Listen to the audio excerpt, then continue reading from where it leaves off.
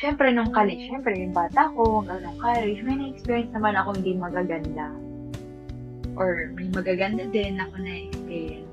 Pero, dun, syempre dahil bata ka pa, parang hindi mo siya na iniisip or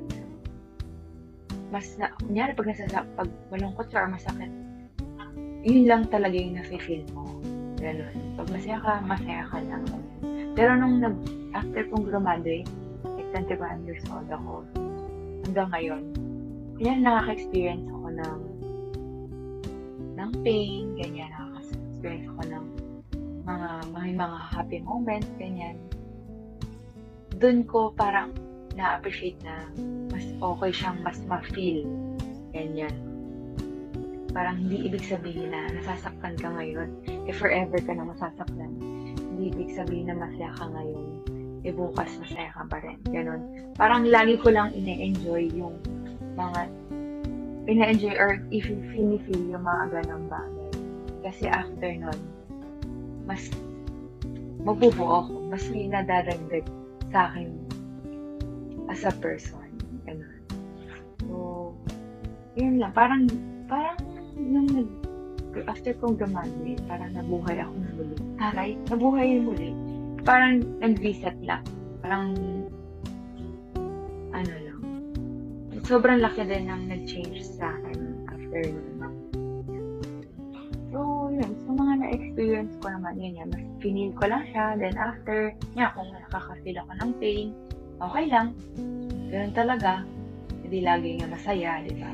So, pinil ko lang siya. And, yun nga, so, sobrang swerte ko lang din siguro na may mga tao sa paligid ko na nag-guide ako tsaka sumusuporta sa akin. Kaya, hindi mabigat sa akin ng sobra. Ganun. At least alam ko yung gagawin ko kasi naka-guide sila sa akin, ganyan.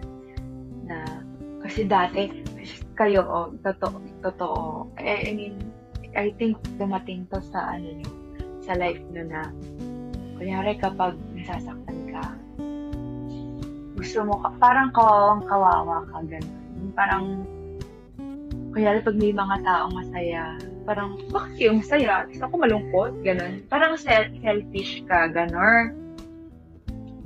So may ganun akong dati. Ayoko, pag malungkot ako dapat may ganun. May pagka-toxic talaga. May ganun ako. Pero ngayon hindi. Hindi na ako ganun. Hindi naman ako laging ganun, guys. Siguro may ganun lang talagang taste ng life ko na gusto ko damayin yung ko dumating naman talaga sa lahat yung mga ganun. Pero ngayon, pag ganyan, malungkot ako, okay, malungkot talaga, ganun. So, yun nga, I'm happy nga ako na meron ngayon, pag minafeel ako, nalulungkot ako, parang open akong masabi. Like, kanya kay Ella. As in, guys, minsan talaga. Sabi ko, sad ako, ganyan. Tapos, okay, so sad. Natutulog na kami, or manonood, kakain, ganyan. So, naglipas yung araw na, malungkot lang ako, ganyan. Tapos, kinabukasan, parang, okay, gawa na lang tayo ulit ng panibagong, memory. Pero yun, super happy ako na nag-grow ako sa Creamline talaga. Hindi lang ako nag-grow as a player, ganyan, as a person din.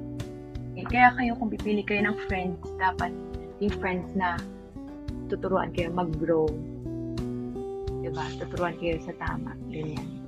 And kunyari, support kayo sa kung anong gusto nyo, kung anong desisyon nyo, ganyan. Siguro ganun niya pag tumatanda, no? Pag tumatanda, mas pipiliin mo na lang na lumayo sa mga toxic. Minsan ka, di ba dati,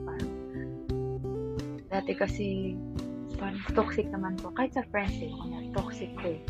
Pero masaya siya kasama, di ba may ganun? So, gusto natin kasama lang siya kasi masaya naman siya kasama. Pero, hindi natin nakikita dati. Nung una na, pag may ganun kang friends, sobrang laki din ng impact sa'yo. Diba, nagiging toxic ka din or hindi ka nag-guide din ng maayos. So, ngayon, yun yan.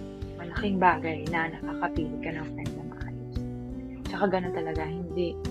May mga friends din tayo talaga na pang forever, char. Tsaka mayroon talagang ano lang, pang good time. Cute niya eh. Si Ella may ganun siyang friendship. Ang galing niya.